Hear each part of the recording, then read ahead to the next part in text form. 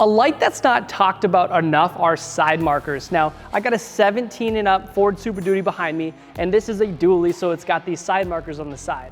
If you were gonna upgrade those, the only side markers I can recommend are the Morimoto XB side markers. Not only are they way brighter than your OEM side markers, they are smoked when they're off. It's a super good aesthetic look, but when they're on, in the back they are red, and then on the sides, they illuminate amber.